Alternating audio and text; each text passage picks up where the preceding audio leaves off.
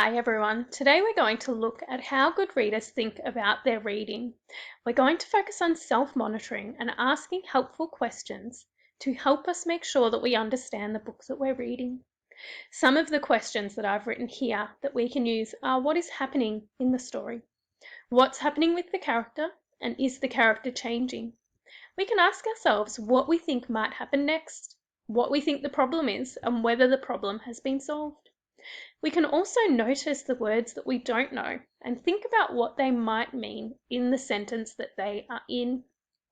So today we're going to use those self-monitoring questions to help us understand as we read. While we're reading, I'm going to use 3 fix-up strategies to help me when I notice the book is not making sense. I can use backup and reread.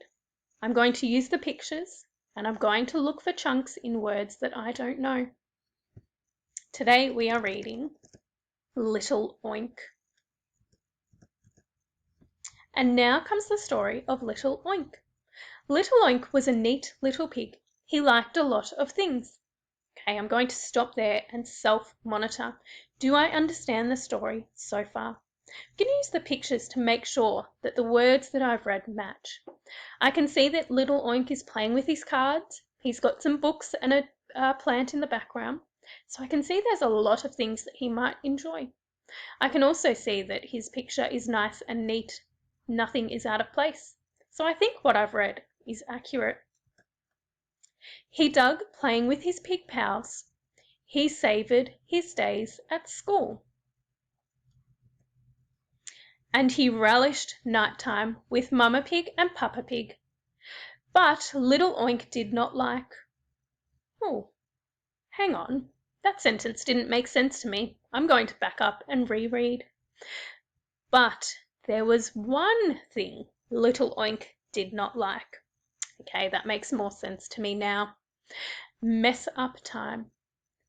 Oh, this is a tricky word. I'm going to use my chunking for this next word. You can see the first 2 letters make the word B. B-E, B. I'm going to sound out the rest and see if I can work out the second part of my chunk. K-O-S. I think that word might be because. Let's see if it makes sense in the sentence. Because that's what you have to do when you're a pig. Make a mess, mess, mess. All my friends get to clean their rooms. Why can't I? Asked Little Oink. If you want to grow up to be a respectable pig, you must learn to make a proper mess, said Papa Pig. Mess up your room, put on some dirty clothes, and then you can go out and play, said Mama Pig. Do I have to? Little Oink snorted.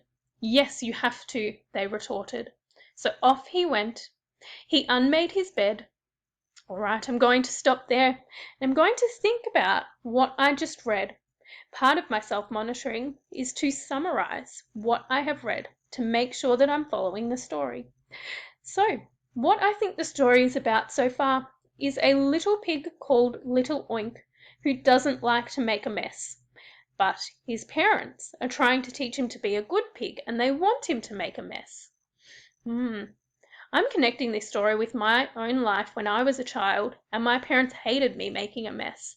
I'm thinking about how this is the complete opposite of what I experienced and what I'm sure a lot of you experience in your homes as well.